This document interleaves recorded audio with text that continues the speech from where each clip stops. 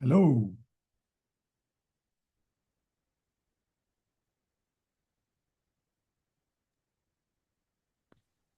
Hello. Rohan, how are you? Good. How are you? Good.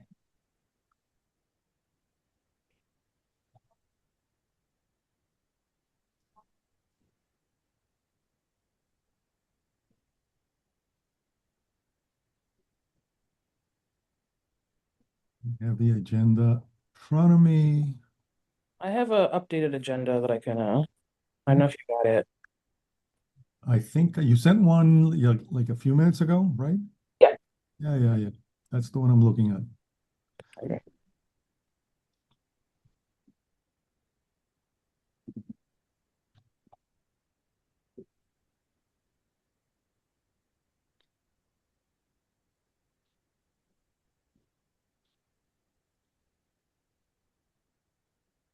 Hey, Russ, Hey, Fernando. How are you, big guy? hanging in there. Glad you're not in Europe? I'm Mhm. glad I'm not in Europe. I'm glad I'm not in Venezuela. Uh, All right. well, that's too serious. Yep.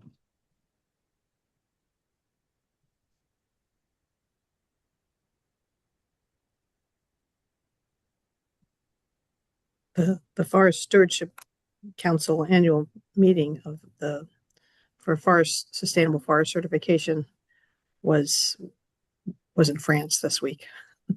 So we had our Northeast Midwest State Foresters Alliance executive director was over there and going to saying it reminded him of the gathering that we did in D.C. about a year ago, where it was like close to 100, and we were doing a walking tour of the by the architect of the Capitol, looking at all the trees around DC. Yeah. Well, that's climatology here. I mean, Right. we were in Pune there was a conference in London that had to be canceled. And it was a Really? conference on extreme heat waves. Oh, too ironic. Yeah. We were in Pune when it was over 40, and they were very proud of their new tropical meteorology research center, and it was air conditioned to the point of being refrigerated. It's time for lunch, but we had to walk across campus to get to lunch. And walked outside. First thing I notice is we don't make any shadows. Sun was straight overhead, Yep. and all of the Europeans just sort of stopped in their tracks. I said, "No, we can't walk in this." Wow.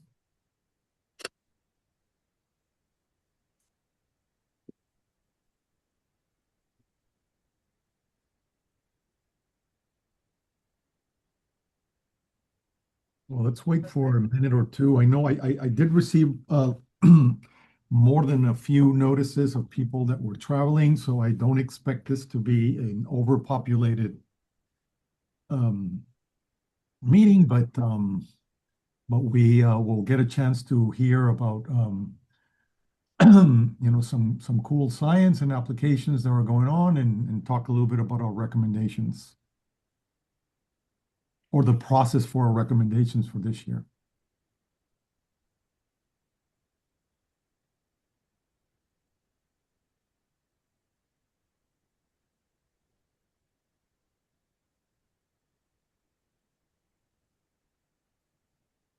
Having a case of the Mondays on Friday. Crazy. But I know, well, Palmer.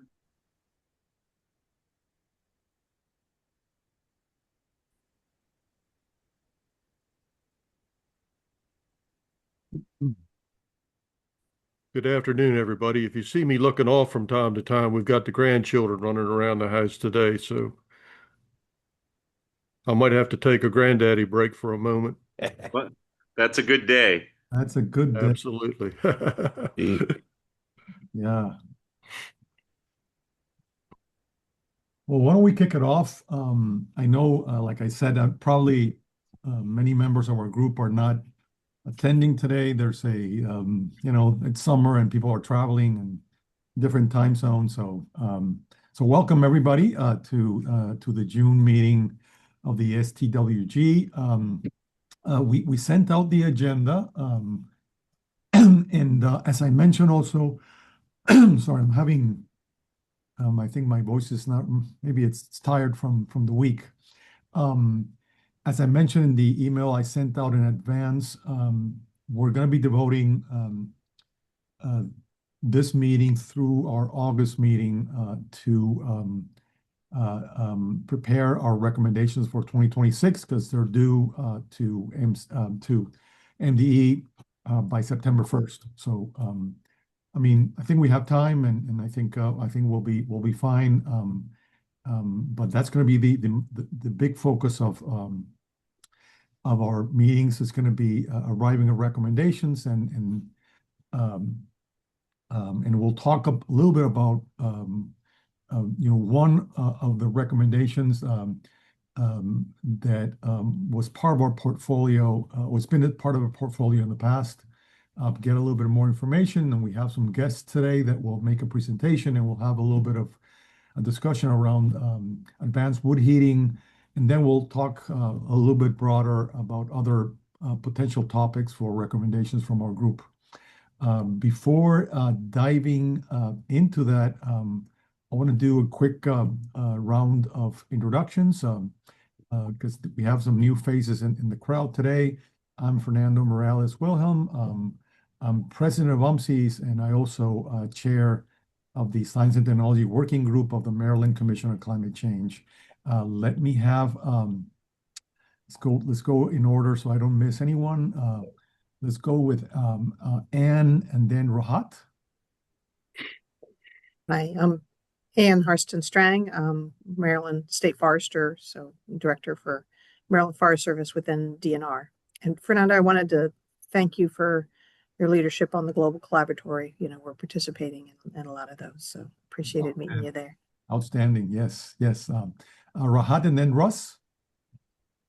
Hi, everyone. My name is Rahat Sharif, and I'm a state science policy fellow here, and I am here to assist with the Science Technical Working Group.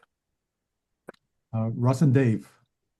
Hi, I'm Russ Dickerson, an atmospheric chemist in the Department of Atmospheric and Oceanic Science, University of Maryland, College Park. I certainly enjoyed the collaboratory. And if you want to blame somebody for hiring Fernando, I'm your huckleberry. Certainly no blame from here since I report directly to him. But this is Dave Namazi. I'm Dave Namazi. I'm the Chief Operating Officer at UMSES, and have been working on these types of issues for a number of years. Thank you. Jamie and then Adele. Jamie Raley. I'm president of Maryland Farm Bureau. I'm also a commissioner on the Commission on Climate Change.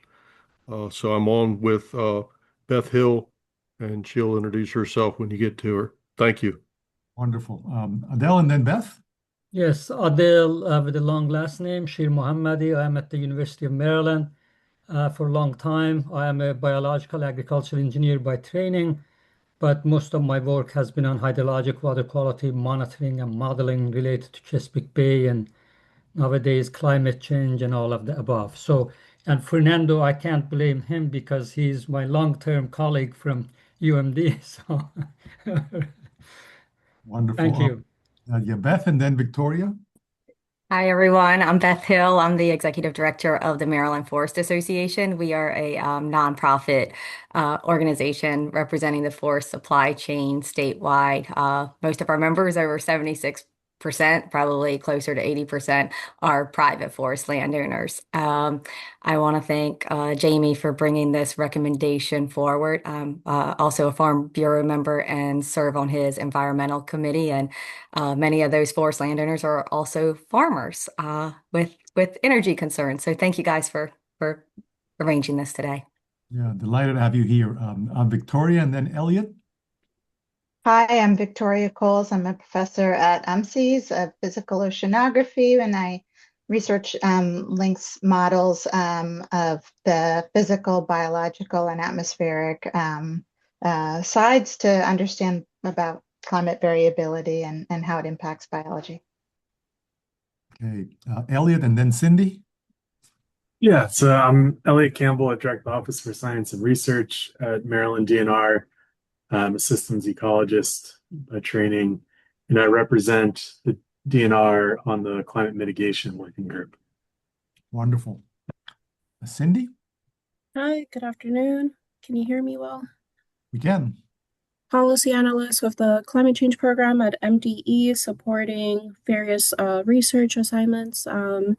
Previously the chair of the Just Transition Working Group, and just eager to learn more about initiatives that the SCWG is exploring, because the Utility Relief Act passed this year. I know the General Assembly is eager to support affordability. I know the governor's office is eager to support leaving no one behind in ways that align with our climate goals. So thank you. Thank you, Fernando, for putting this meeting together, and everyone for being here. Thank you.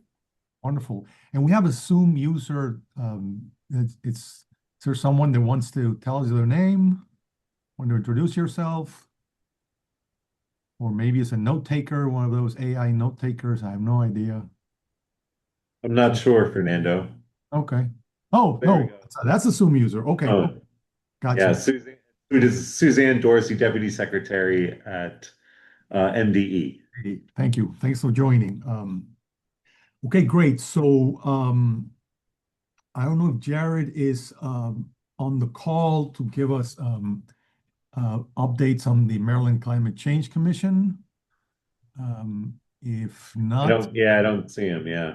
yes, maybe Jared is one of those that's traveling, which is well deserved, I'm sure.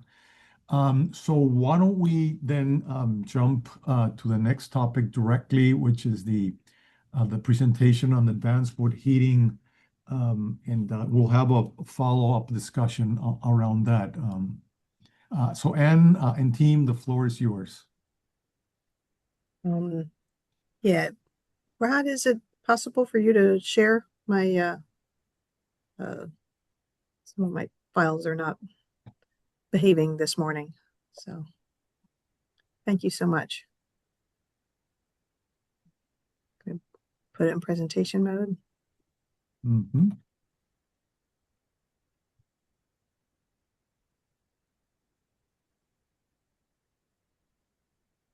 All right. Well, thanks for having us and being willing to consider this sort of energy and forest restoration relevant topic.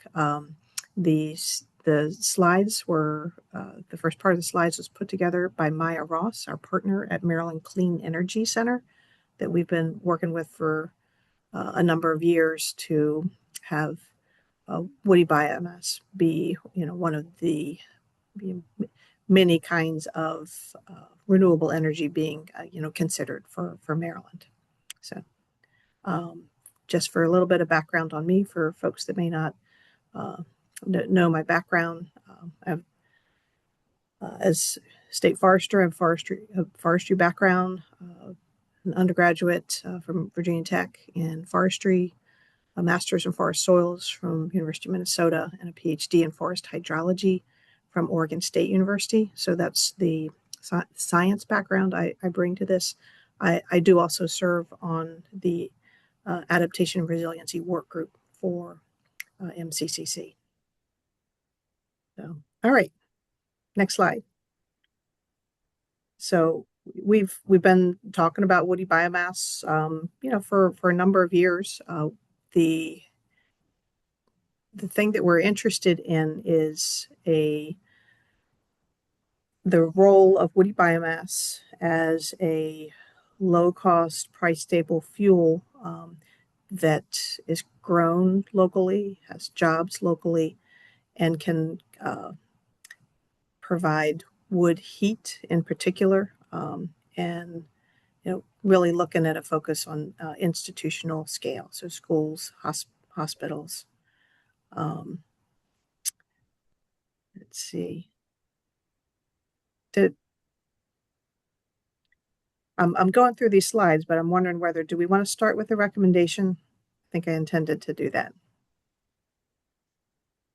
And the floor is yours. If Rahat's driving it, maybe you need to direct her if there's something that's written Yeah. that you want her to show on the screen. Okay, Rahat, do you have that recommendation to just? Let's see. Is it in your slide deck or is it separate? No, it's in the email that Let me pull it up. One Maya, sec. Maya had sent. And we can drop it in the chat too, just so that everybody has it in front of them. Yeah.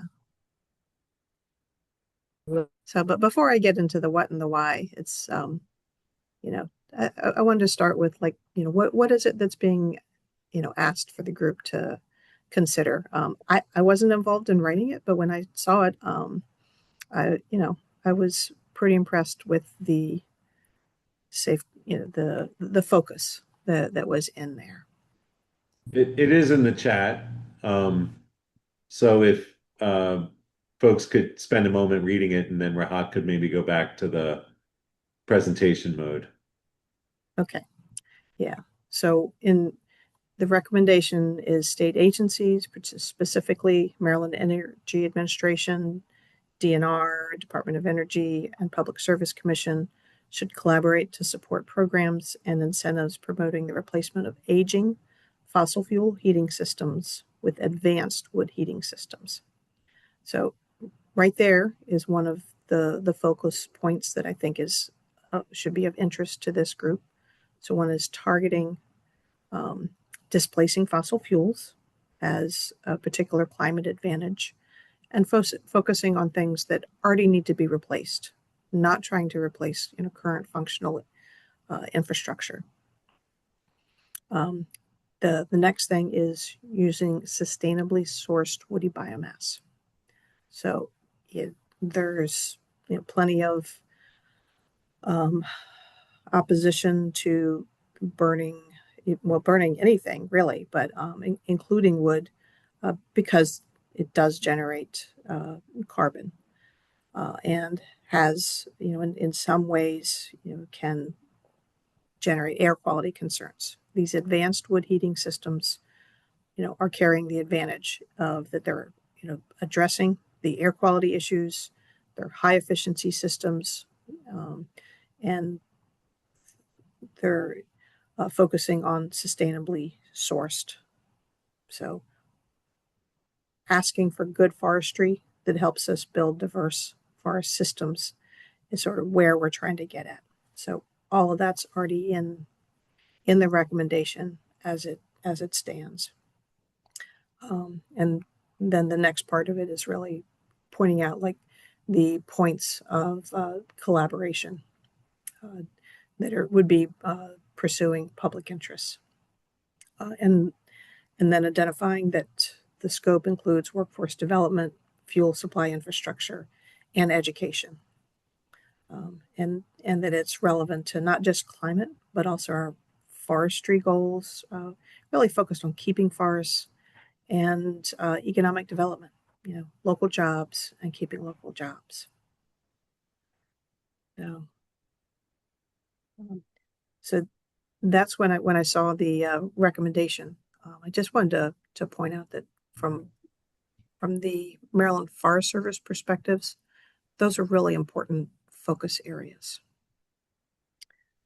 All right, Rod, can you go back to, I think, slide 2?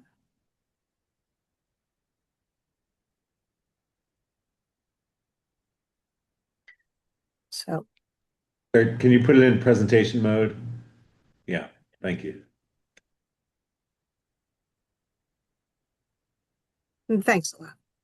So advanced wood heat is the term that Vermont has used, and really focusing on the modern, the efficiency and the air quality, the air quality treatment that is inherent in those systems, and then looking at scales at which it's, you know, really going to be a sustainable market that's going to be able to support forest systems. This references low-grade wood. I think most folks are familiar with the long-term carbon sequestration that goes in, that lumber represents, really long-term carbon sequestration.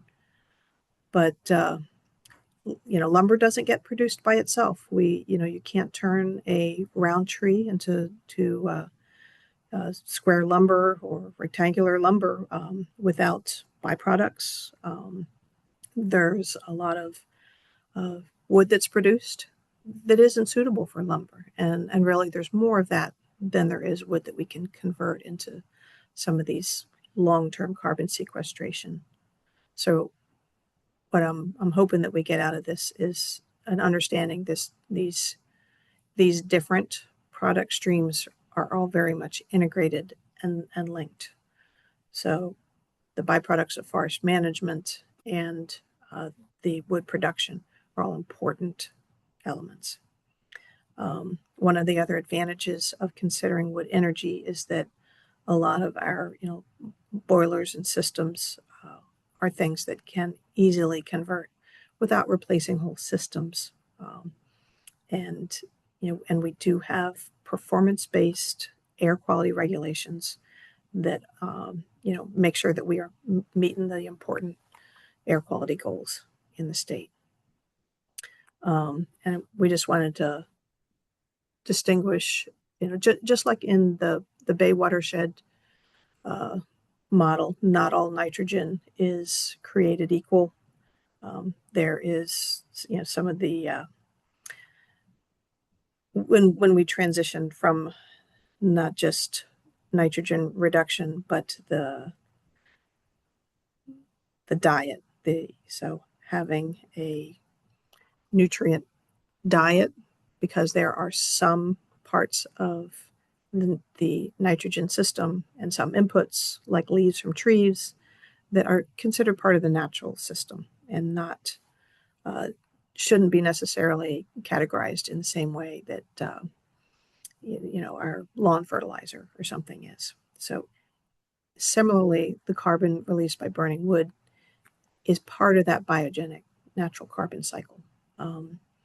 People have concerns about how long it takes wood to regrow. I'd like to invite consideration of the fact that we have a lot of wood on our landscape, and a lot of that it is currently a carbon sink, and we'd like to keep it a carbon sink. So that point of displacing fossil fuels is a central point of this recommendation. Next slide.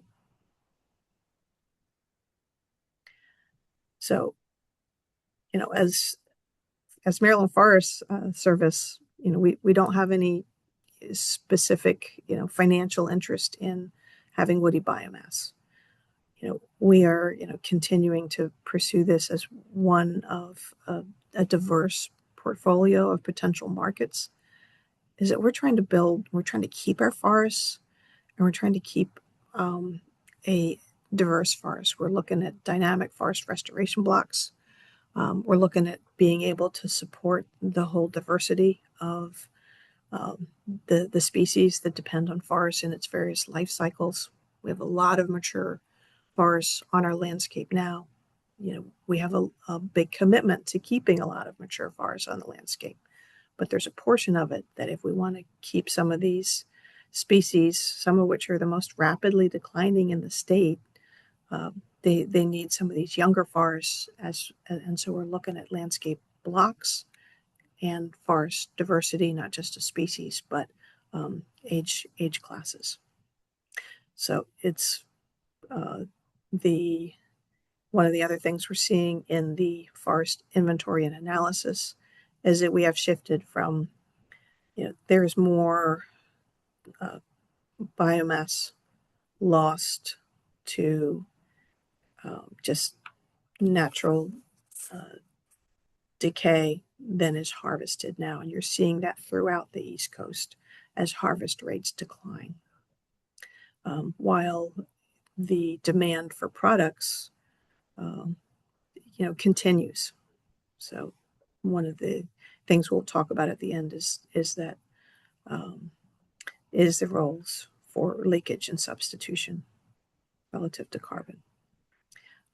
The other major things we are really looking at for this kind of recommendation is part of that forest products mix that helps build incentives for keeping forests. We're seeing changes in forest use, sometimes go into pasture, sometimes go into development, and it really the place where the forest carbon, the forest technical study, the place where we really saw some increase in forests was the lower eastern shore. It's also the place where we have some of our most active forestry in the state, and I think that's not an accident.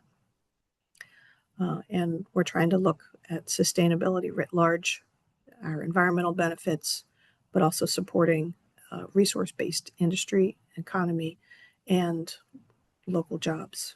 One of the advantages to wood energy is those jobs stay local.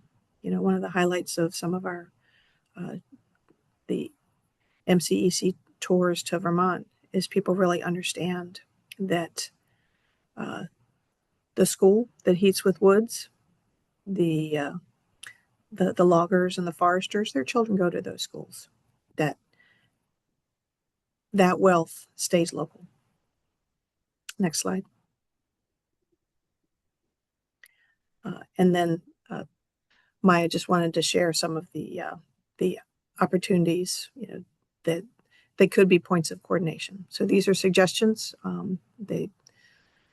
They don't need to, you know, I'm not going to go into a lot of detail here, but just suffice it to say that there is space to help make this, you know, both have the safeguards that we want for environmental and social benefits and equity concerns, and both within the state and in cooperation with our federal partners. So next slide. One of the things that the tours to New England, where we're really looking at scales that are more right-sized for something like Maryland. You know, we're not the Southeast. We don't have the wood basket of the Southeast, but we are a lot more like New England. And so what we're looking at here is bulk delivery from a truck. The next picture is basically the fuel tank. And one of the things that, as I learned more about this issue, that really came home to me was, you know, what if you had a fuel spill on this tank? You know, it's, you know, you get out your broom, and there's just, you don't have the concerns with the toxicity and leakages that you do with some of the fossil fuels. So just another benefit beyond the carbon. The big orange thing is the boiler, and then the panel is the controls. So it looks like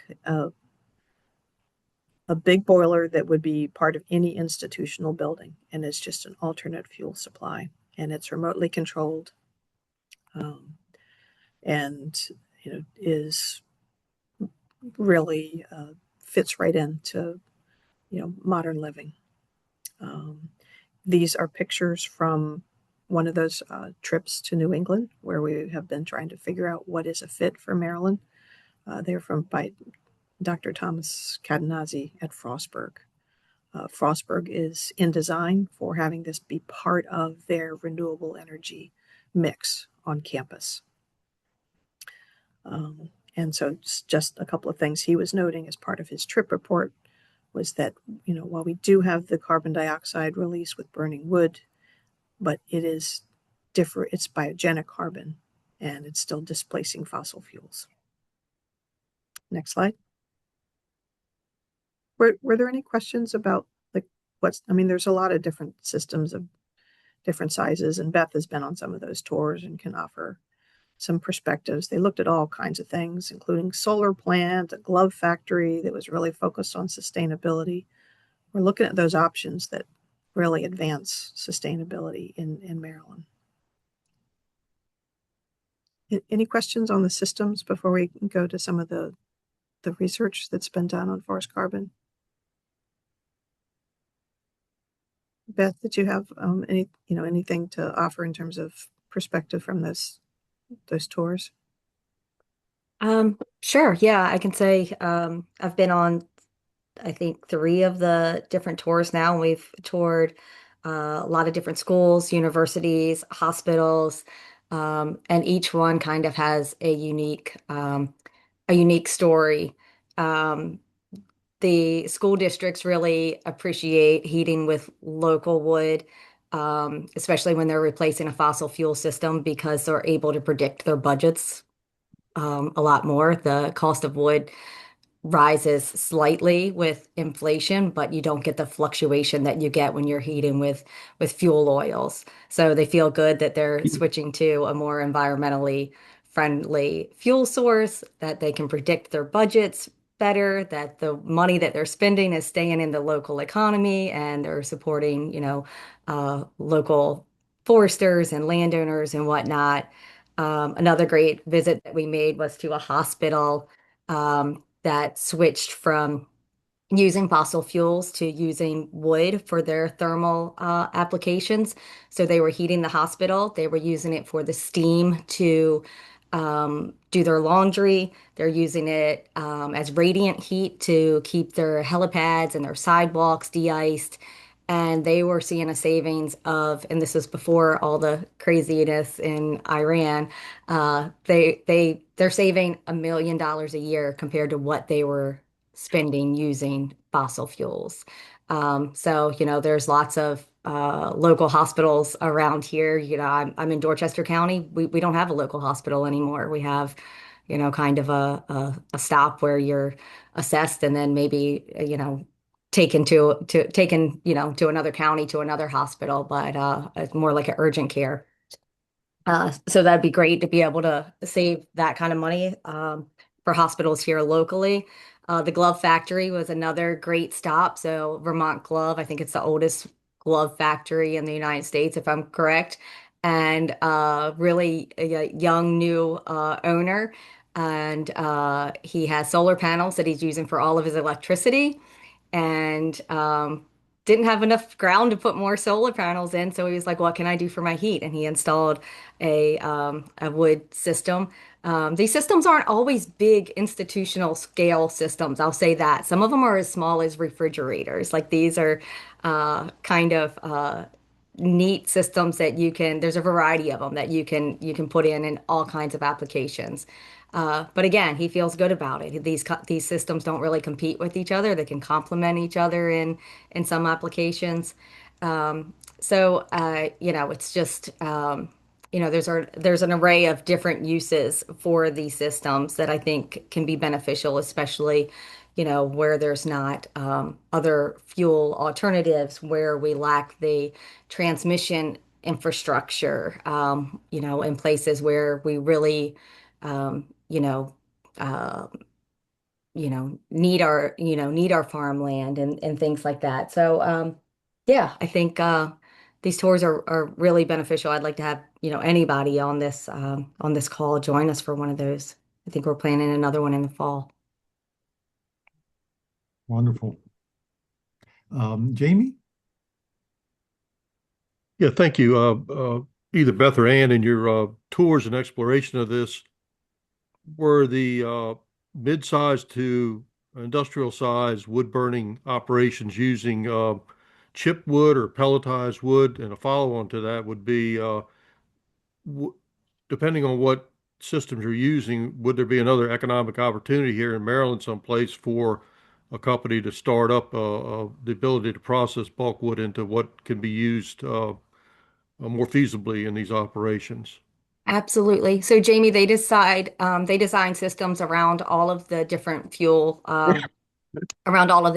types. And again, we're talking the advanced heating system. So I always say this is not like your this is not your grandpa's wood stove, so you're not just chunking cordwood into a stove that's billowing out black smoke. So the larger systems are equipped with ESPs or electrostatic precipitators that are magnetically charged to remove particulate matter. And these systems are all capable of, the systems that we're talking about are all capable of meeting Maryland's air quality standards.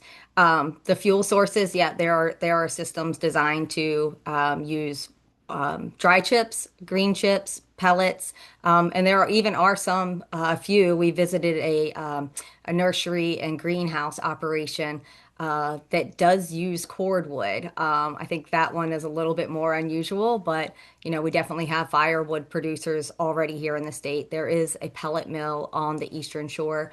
There are pellet mills in surrounding states that, as we start to stand up and promote these kind of systems, there would be a supply that could come from surrounding states. But it definitely is an opportunity to kind of stand up another segment. So the bulk delivery is something that we don't currently have now. So those delivery trucks don't look much different than what an oil delivery truck does. So same thing, it's just filled with pellets or chips and then vacuumed into those silos.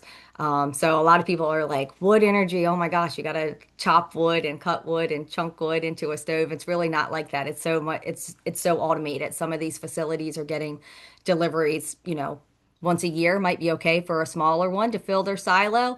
And then some, bigger universities and larger systems might be getting fuel deliveries once a week. So it really varies. Yeah, typically, if you have a smaller system, you're looking at pellets, in terms of it's got a little more embodied carbon because there's more, processing with that. The wood chips are more, there's less processing. And those tend to be the larger systems. So those institutional scales. And it, can be either green or dry, depending on the system. And that just all goes into the design and what they think the sourcing is. We have our Cypress Creek State Park has, part of its heating system is a pellet system. And we don't have bulk delivery of pellets. We would love to be able to have that, but there's not enough volume to justify the supplier investing in the specialized truck yet. So there's tremendous opportunity. One of the things we're trying to emphasize in Maryland is to be putting it in places where it's really the right fit, where it's going to be displacing fossil fuels, where it's a fit for system operations and the other parts of the energy requirements in the system. We're really trying to focus on heat because there's greater efficiency for wood to provide heat rather than electricity. Mm-hmm. Adele? Yeah, thank you, Anne and Beth. It's a great topic to learn about. Regarding the energy requirement to produce, extract, process fossil fuel, are there any quantitative sort of data on those somewhere? In other Yep. words, to know rather than just, obviously I think it is good. I mean, your word, but I'm just saying as a researcher, I want to know if there are any quantitative values that somebody has already done, that what are the energy requirements for, again, extraction, processing for two different systems. There are life cycle assessments on these things, and I can follow up with some of the, I think Dovetail has a summary of some of those life cycle assessments that you can see what the throughout the whole production. So that's probably a good segue to the last couple of slides where I want to talk about U.S. Climate Alliance funded Maryland and Pennsylvania, and there's been other states since then, but we were, I think, the first states to do statewide forest carbon modeling. We worked with American Forests and a Canadian forest carbon model. And the citation that you see on the slide Chad Papa ended up being the lead for the publication and a lead modeler for this system. So they were looking across the whole state landscape of forests, and they modeled it out to 2,100 years. And as we went through this study process, it really came home to me how important that was to not just look at like a study of like one stand at one point in time, or 20 years or something like that, but the fluxes that we're talking about, the thing that really makes a difference is how does it matter across the landscape and across the life cycle. One of the things state forester is, one of the challenging things that we're managing is the fact that all the predictions for Maryland's forests as a carbon sink, which it's been for many decades, it's getting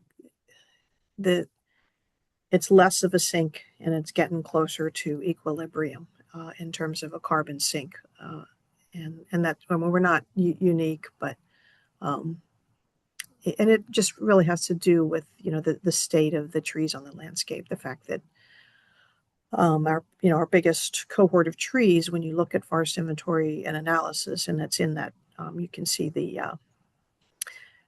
age class distribution in that forest carbon model paper.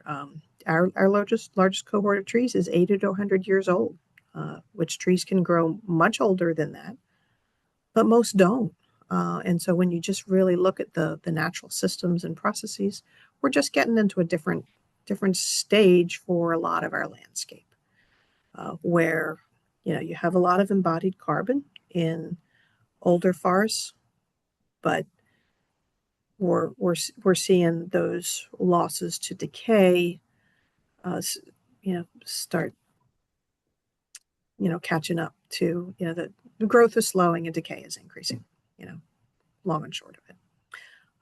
One of the other things that I really learned in participating in this carbon modeling process is that role of harvested wood products. You can manage forests and harvest sustainably and responsibly, or you can not, and a lot of people don't manage their forests for wood products necessarily. But at the end of the day, if you don't produce some suite of harvested wood products, the demand continues. I mean, we have over 6 million people in the state, and they're using things, and factoring in the leakage where, like, okay, we don't harvest here, we'll get it from somewhere else in the world, typically with less strict environmental regulations, or we're using other materials. I mean, certainly over my lifetime, we've shifted from things that maybe used to be made out of wood, and now they're plastic. A lot of the building substitutions would be steel and concrete. Those are all, when you look at the life cycle analysis, those are more carbon intensive. So, the carbon benefits of those long-lived forest products, I think, are pretty clear. But again, as I mentioned earlier, they don't get produced in isolation. They are part of the system. And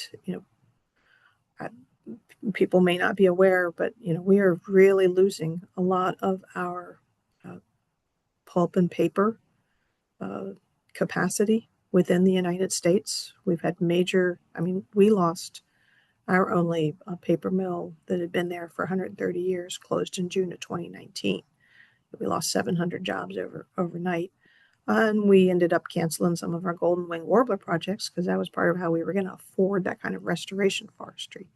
So, I don't think people would have known that, shutting down a paper mill would affect restoration forestry, but it does. These things are linked. as we have some of these major pulp mill shutdowns in the Southeast, we also have sawmills closing because now they have to pay to get rid of the residues. And it's with everything else that's going on in the markets and export markets and financing and costs of fuel and machines. So we've lost sawmills as a direct result of pulp mill closings. So it's just these things are very much a system, and it's tied into farm production too. If we lose our mills on the shore, some of the chips and bedding and the other ways in which the mill residues are used in the poultry industry, they are intertwined. So I guess what I want to encourage you as you potentially consider this as a recommendation, that it's not just that biomass is wonderful on the face of it. It's its role in this larger system for sustainable forestry, for resource-based, retaining our resource lands on the landscape.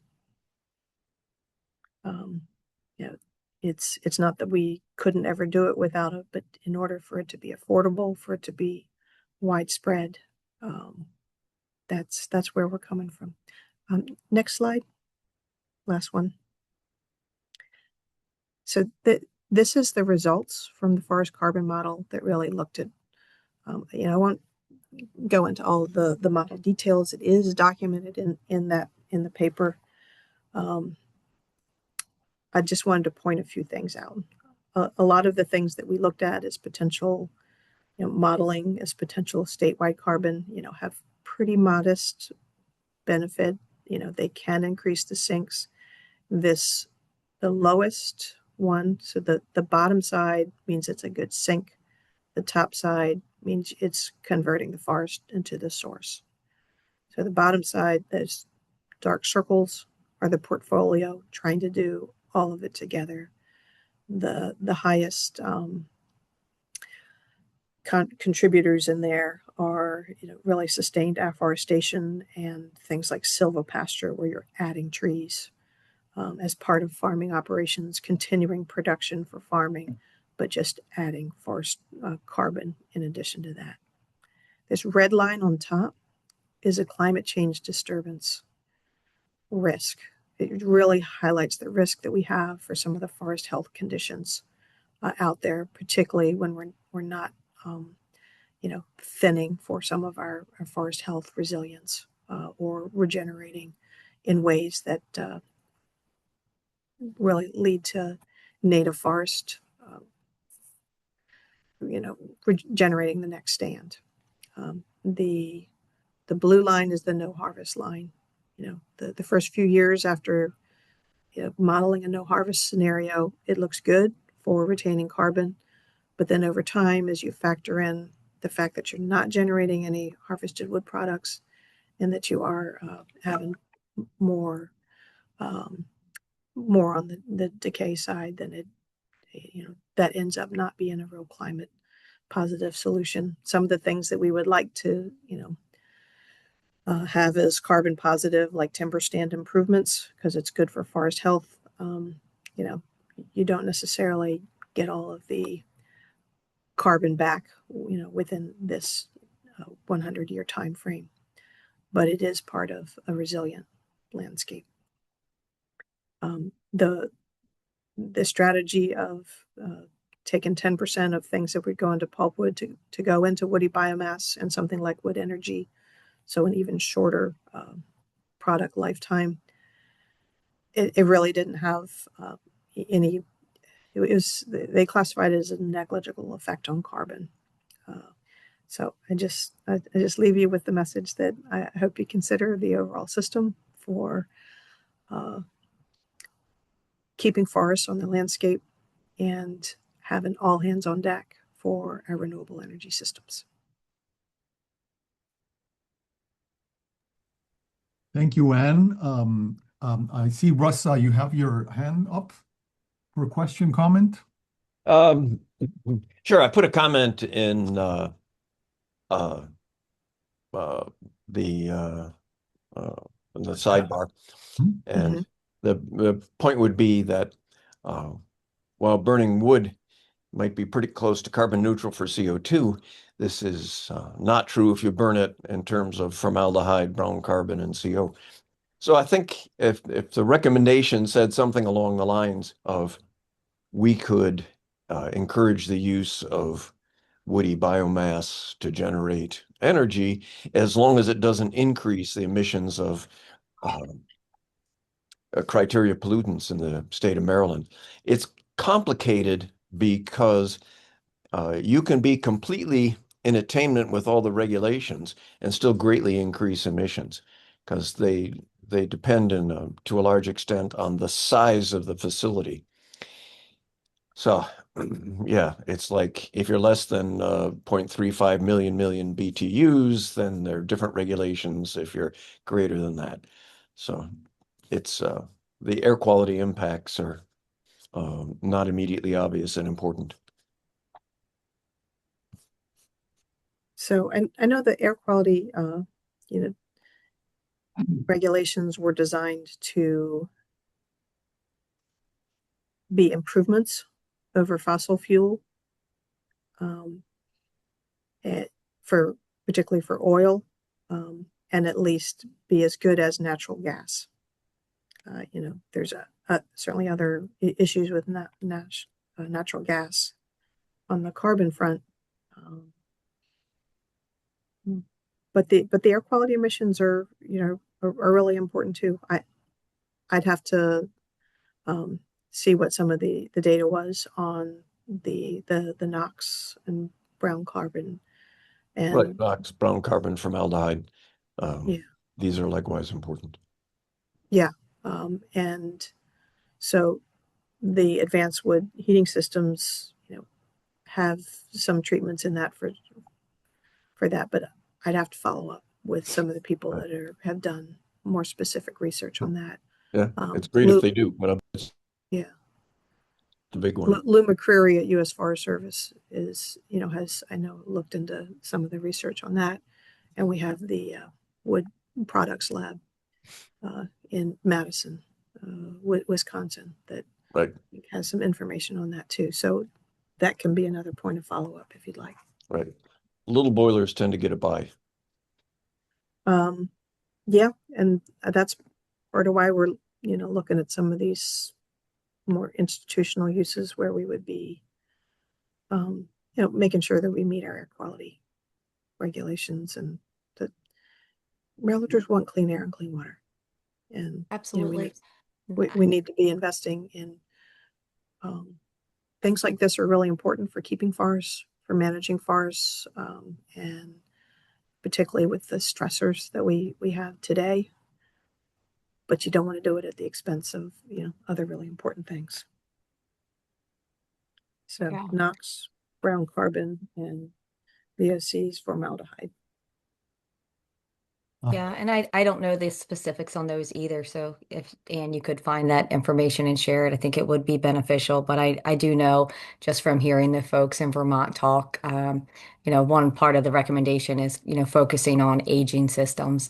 And that's really a big part of the story that they tell is in a lot of these applications, there's two choices. There's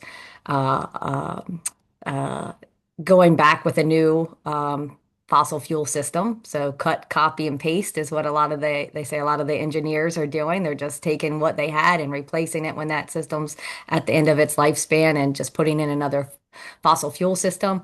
Or they're putting in these advanced wood systems that they feel a whole lot better about, that they think, it's a cleaner, greener energy with, all the benefits that Anne mentioned, helping keep forest as forest and help keep our forest healthy and keep the money in the local community and all of those things. So, a lot of times, there's not a option for, electrification or a different source, if wood's not available in those areas, it would be sticking with fossil fuels. Okay. Don?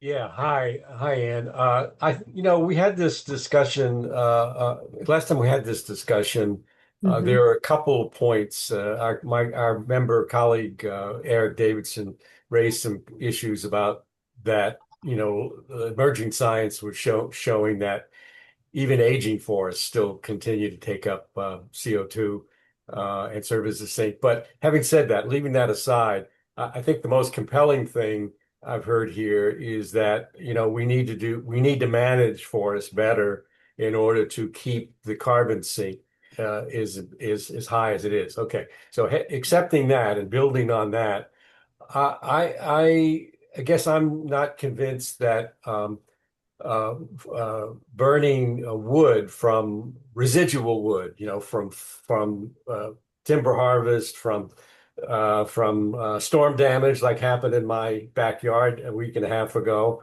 big trees down, is going to make much of a difference. Using that for burning it for energy is not going to make much of a difference on the scale of the amount of CO2 reductions, greenhouse gas reductions Maryland's committed to. It's a small amount. So I'm not that convinced in terms of the ability of this to meet our greenhouse gas reduction goals. But the other thing I have a concern about is that unless Maryland goes into harvesting wood strictly for biomass, strictly for combustion, for burning it, which we're not going to do. I see you shaking your head. If you said we aren't going to do, it seems to me that the forces that are driving the timber and pulp use are such that they're the dominant forces, the economic supply forces, and that just using the residual is not going to make a difference in terms of anyone's willingness to come in and harvest timber or produce material for pulp. So I don't know how this figures in. Doesn't seem to be an incentive for appropriate, effective timber harvest, nor does it seem to make much of a difference in terms of reducing our emissions.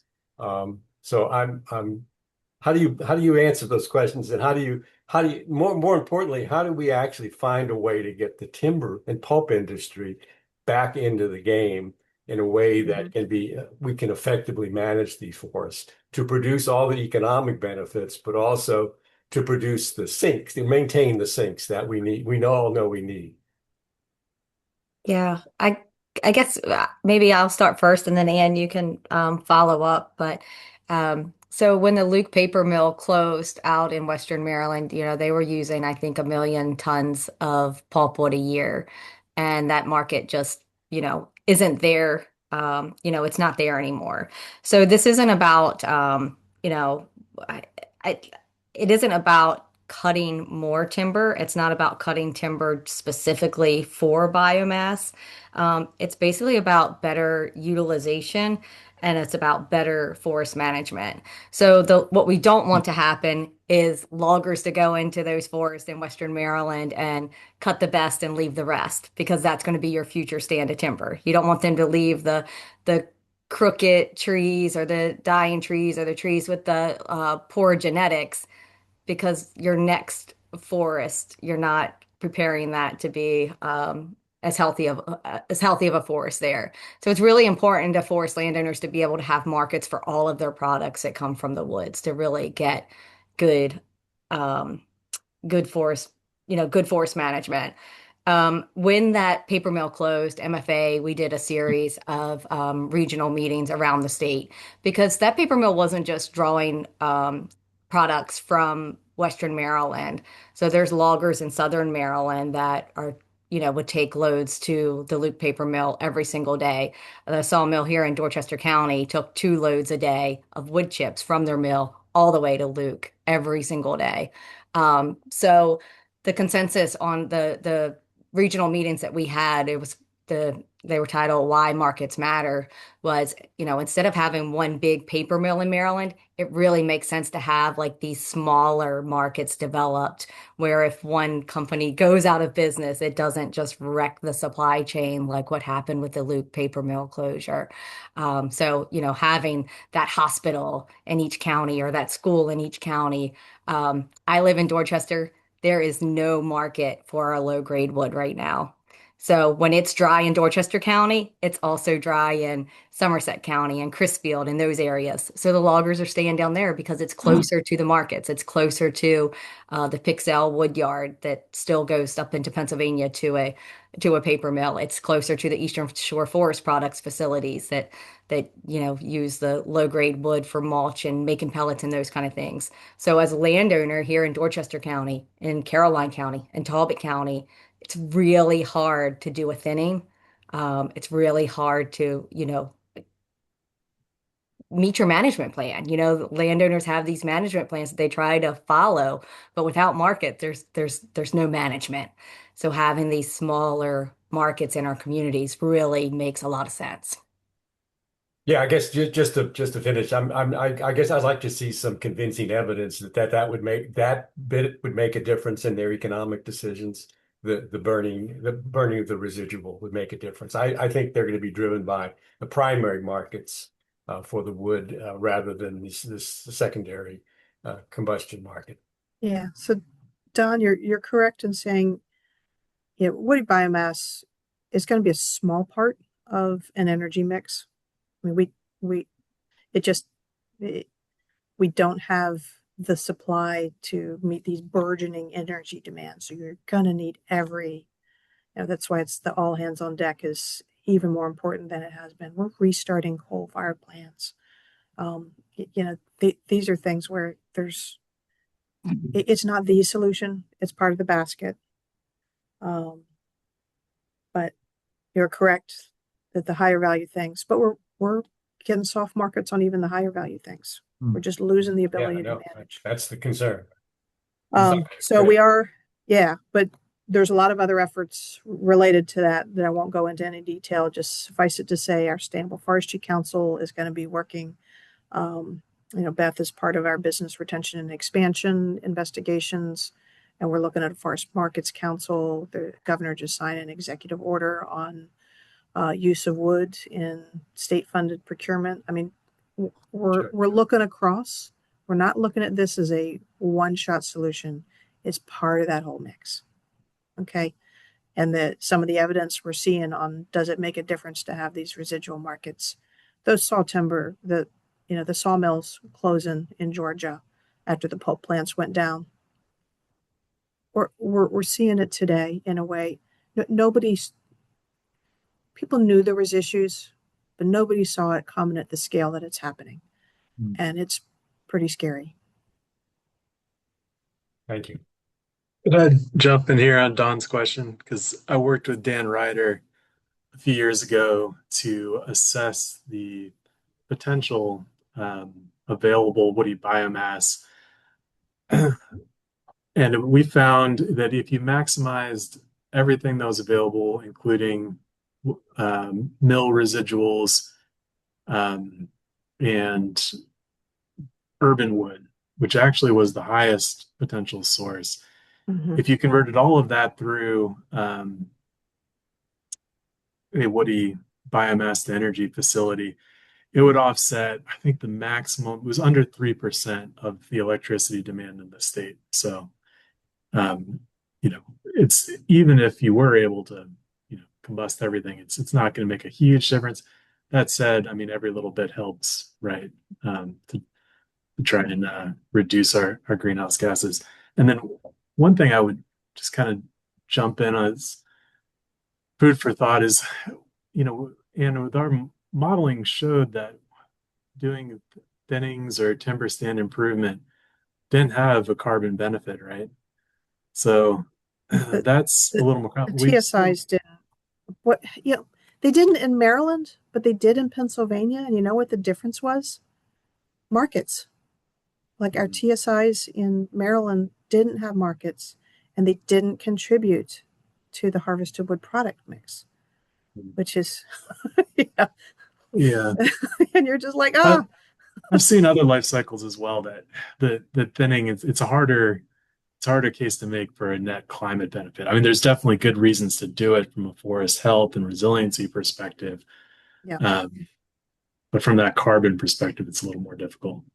yeah. Which is why we don't manage carbon only. You know, we really look at, you know, we're trying to lead with that health and resilience type stuff because that's the long-term benefit.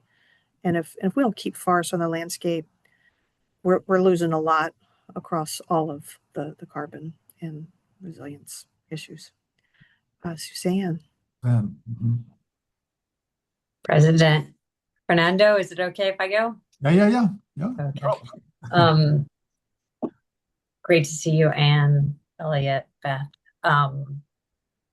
I think Don caught most of what I wanted to say because I think you know that I am fully committed to forest management and recognize that it is markets that drive good forest management that have so many different benefits, including carbon. It's like managing the Chesapeake Bay and saying, hey, we're just gonna, manage for striped bass and forget the oysters and forget everything else. So we do need this. We absolutely need this. And I'm behind you on that. But I want to hone in. Would it be better for you to put forward a recommendation about the need for the core markets for wood products in Maryland? Because really, you're talking about a residual. And I'm not saying it isn't important because it's kind of a built market. I get that. But what you really need is to reestablish the forest product market in the state writ large. And this commission, should they take up that recommendation, may bring valuable attention and education around that rather than on energy. And again, I got your back on this energy. I understand it. But it's potential, has high potential for controversy.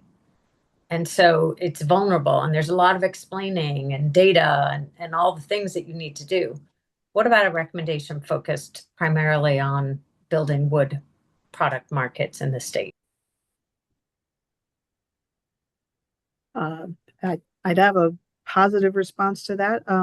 I'd like to continue to include woody biomass as well as other ways in which we could use these low-grade woods that may not involve burning. We're working on all of that stuff. So and we're chasing the innovative markets and invent wood and thermally modified wood. I mean, all of those high value markets, we're working on that too. So I'll put that out to the committee that we'd be glad to work on a broader broad market-based thing. And we do have efforts underway with Sustainable Forestry Council to be looking broadly because we are going to, it is going to take all of that to keep forests. Dave's had his hand up for a while. Yeah, and just maybe just talking about some next steps here. This has been, a controversial issue for the MCCC in the past.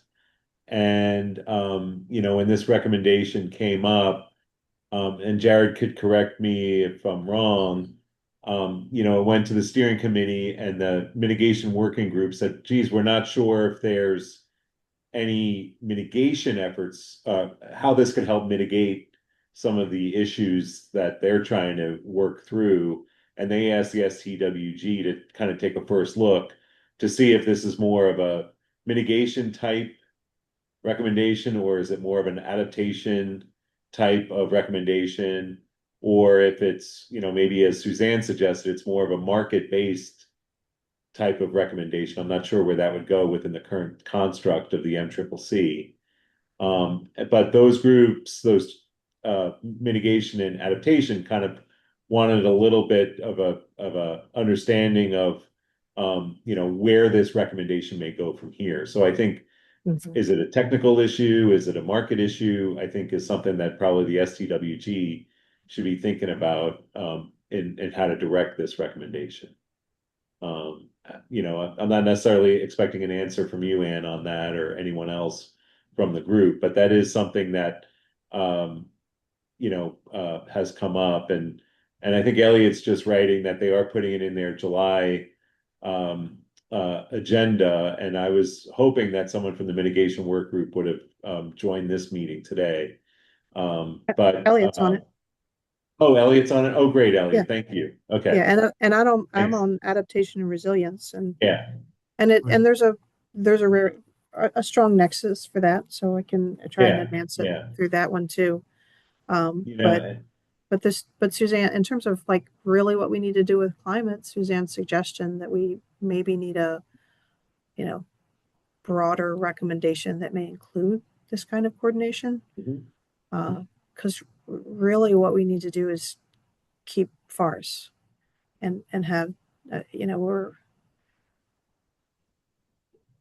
we're not seeing people committed to keeping FARS as far as if you know, when you really don't have any options for managing it or getting any income. They may not own it as to, you know, for timber production, but they still want options for being able to make The other money. thing, David, and related to the relevance to mitigation, you know, the mitigation plan does not take us to net zero on the basis of our energy sources. It takes us to net zero because we increase the sinks, we increase the removal as well. That you need that part, and as Ann pointed out, we're at risk of going backwards in that thing. So I'm all for anything we can do to increase the natural sinks of carbon on our landscape. It has to be a fundamental part of the strategy.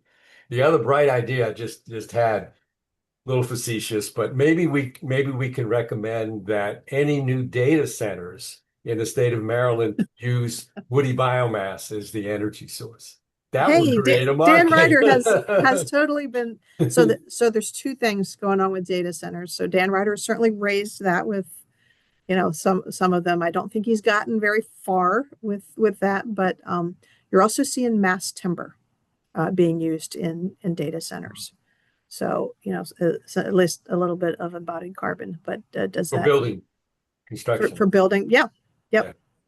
Sure. You know, so it's something that has a lot of long-term embodied carbon, and you know, we don't have any in Maryland actually. Anyway, there's a lot of overseas. The Austrians and the Norwegians have been managing their timber so well that they are more competitive than us in producing mass timber. You know, and part of their management cycle is this use of their low-grade stuff for district heating systems in their villages.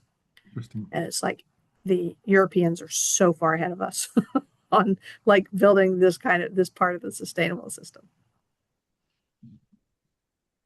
Yeah, just on a personal level, as I mentioned, I had this big tree falls in the storm right across from Annapolis a week and a half ago.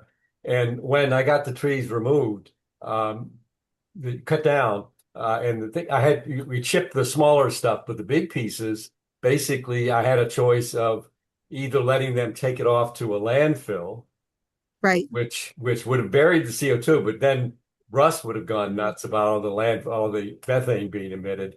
Yes. Or my decision was just have a deep enough lot, just push it back in the back and let it decompose slowly, release the CO2 slowly. Yeah, I'm maintaining my carbon sink still for a while. So Garmin, I don't know what the condition of the logs is, but we do still have a hardwood mill in Anne Arundel. Garmin. No, these are most the big ones are tulip poplars, and they're not much for those things. Yeah, so in Ventwood, if you University of Maryland research product, right? It's going to commercial scale. They use yellow poplar. Yeah. Well, that's good, but we need all kinds of products. But the point is that a lot of the big trees that are being taken down because of storm damage are just put into landfills and consuming the landfill capacity and causing all sorts of other problems. Do you remember the Camp Small Fire last summer? They had piles and piles of wood at the Baltimore City sawmill that weren't sawmill quality. They hadn't stood up a wood energy system yet. They're trying to get it stood up. It's something like this would really work if we did it right and we had acceptance that people understood how our land is growing so much wood, and we just need to do a better job using it. And as the agency also responsible for wildfire control, there's a lot of fuel on the landscape.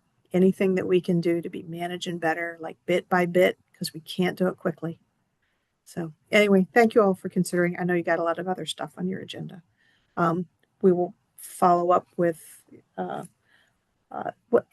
what's the best path for following up on a broader recommendation. Jamie, do you want to work with Beth and us on that, or? Sure, and we can work together on that. And but I haven't done this before, so I have to defer to Jared. I don't know if there's a time constraint on this, or if it can come back for reconsideration, or if the other group's going to have to deal with it. Yeah, I think you have some leeway. I mean, given that, Jared's here, so he can respond for himself. Sure, yeah. So just a reminder that the recommendations from the working groups are due on September 1st. We had that initial June deadline for individual commissioners. Since we've already passed that deadline and this recommendation is now in circulation, I think that it's really up to you all how you want to pursue this. Right. I want to interject with one comment, and then we'll go to Russ. And some of you in the STWG may remember this, but we had woody biomass as one of our recommendations in our 2024 annual report. I'm going to drop the text of that recommendation. I think it's very consistent with what we've been discussing, and so I'll drop it there. This is verbatim from the 2024 annual report of the MCCC. So I just wanted to add this as additional context for the reframing of the recommendation, right? Just so we can, track it. But I think the discussion today, first of all, fascinating, and certainly super important as we consider, circular economies and things of this broader nature. I think this will be very, very useful. So I encourage you to kind of build on the 2024 recommendation plus discussion today, plus other things to recast the recommendation. So Russ? Oh, just a really pragmatic question. How big are these generators? How many megawatts? What's the range? I'm not your best. They're not huge. They're local. It's not like Maryland is just not a fit for some of these large like plants or milk pellet production like you see in the Southeast. We don't have the wood basket. We don't have the transportation network that supports that. What we're looking at is I'd have to follow up on like what it is and how it interacts with air quality regulations. But right. Well, also I was thinking you need at least a megawatt in order to power a data center, preferably 10. That's not small. And that's the minimum size. But on the other hand, if you put up 100 very small boilers that are reasonably clean, the total impact on air quality is going to be small. But we have to do some modeling. Yeah. There is, I did want to follow up with an offer. If anybody is interested in a field tour, we do have, Beth mentioned the pellet mill that's already there when they stopped the Eastern Correctional Institute, the wood fire, when they switched to gas. The person, the entity that had been supplying that stood up a small pellet mill that produces bagged pellets on the shore. And they also have a wood burner at Eastern Shore Forest Products that is marketing the thermal renewable energy credits. So that has gone through the entire MDE and Public Service Commission process and has active monitoring on outputs that may be of interest. Do you know more about the system at Frostburg State? I know that it's in design. They have a whole multiple renewable energy systems there, and they were looking at, I think it was a dorm or two that they were looking to have that power. They were not looking at trying to do the whole campus or something like that. Right. But it's also for heat, not electricity, or do you know? It is for heat. Mm-hmm. Yeah. Where it's possible, we're gonna be, encouraging uses for heat because it's just more efficient. It's like 80+% efficiency for heat. Converting to electric, it's just not as efficient. That's not to say it might not be a solution somewhere in another setting or as bridge fuels or something like that, but that's not what we're looking for Maryland policy to encourage. Great. Well, Ann, Beth, Jamie, Elliot, thanks a lot for participating today. Fascinating discussion. Certainly giving us something to think about for sure. But I hope this also was useful for you. Yeah. Because there's, Yes. Elliot has an answer for us. 1 to 3 megawatts is the target size. Okay. Right. That's a target size for the typical boiler. Yeah, a combined heat and power system. If I'm remembering correctly, Beth might have more recent information. Mm-hmm. That's not tiny. Okay, very good. I guess you could make the argument if you've got a building heated by electricity that's generated with coal combustion, going over to woody biomass is an enormous win. That's exactly what we're targeting here. Mm. Yeah. So, right. And the cost stable, portion of it is there's a lot of equity issues that wood heat is most commonly used by people that are more income constrained. If we start saying, hey, this is not our preferred fuel source, again, we're hurting the people that, get most hurt by rising prices. Mm-hmm. And so that factors in. Good. Yeah, there's probably an optimal size. If everybody has a wood burning stove in his or her house, that's not going to be very efficient. No. But you also don't want to try to power the whole of Baltimore with wood. So somewhere in between, there's a sweet spot. No, we just want to use the wood that's like Camp Small takes 10% of the Baltimore city's takedowns. There's so much potential for better urban wood reuse. Just in the urban environment, in addition to the forest management environment. None of it's easy in terms of logistics, but in terms of sustainability, we have such an opportunity. Great. Okay. Well, thanks again. Thanks again to the team for visiting us today. So appreciate the discussion.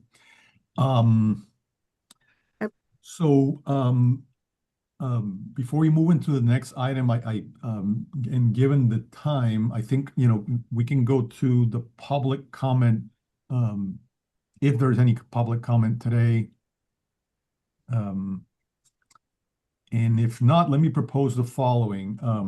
I do want to initiate the discussion on our 2026 recommendations. I don't think that 10 minutes is going to get us started, but and also given the fact that many of our group members are not present today, what I'll do is I will tee up the discussion by email, right? So by next meeting in July, we will have a first discussion, but on specific topics for recommendations that will be hopefully submitted by the group. in between. So it's not like we're going to just land there like what we're going to do today, but rather I'll give you some time to think about some topics. I'll resend the template so that we can start working on narratives for the recommendations, and then we can pull together those that we receive, and then next meeting we'll start the discussion. So is that a good plan for everybody? Yeah, okay. All right, that sounds good. Well, wonderful. Listen, wonderful meeting. Appreciate again our guests coming over. Great discussion. Certainly one to think about. I really appreciate you taking the extensive time. Sure. We're trying to figure this out too. It was fun. It was fun. Thank you very much. Yeah, so we'll adjourn the meeting again. Have a great weekend, and I'll see the rest of the group back in less than a month, but you'll get an email from me asking you for some input. Okay, so it's not, you'll have some homework to do. Adele, you love the homework. I hear you, Fernando. Thank you all. Thank you, everybody.